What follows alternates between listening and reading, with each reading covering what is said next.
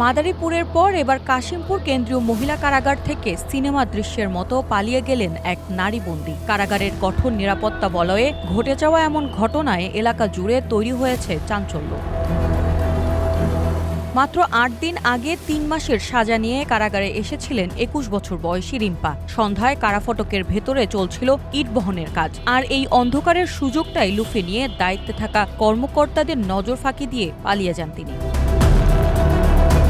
Office ভবনের পাশের দেয়ালের কার্নিশ বেয়ে উঠে এক লাফে টপকে যান সীমানা প্রাচীর। মুহূর্তেই মিলিয়ে যান কারাগারের বাইরে। বন্দীকে খুঁজে না পেয়ে পুরো কারাগারে তল্লাশি চালানো হয়। পরে সিসিটিভি ফুটেজ পর্যালোচনায় স্পষ্ট হয় ঘটনা।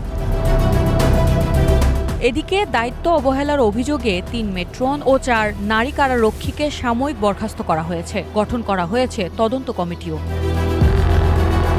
কারা অধিদপ্তর বলছে, পলাতক বন্দীকে গ্রেফতারে আইনশৃঙ্খলা বাহিনী অভিযান চালাচ্ছে। প্রাথমিকভাবে একটি গুরুত্বপূর্ণ সূত্র পাওয়া গেছে বলে জানিয়েছে কর্তৃপক্ষ। উচ্চ নিরাপত্তার এই কারাগারে এমন পলায়নের ঘটনায় এখন থমথমে কাশিমপুর কারাগার। News desk, green TV digital.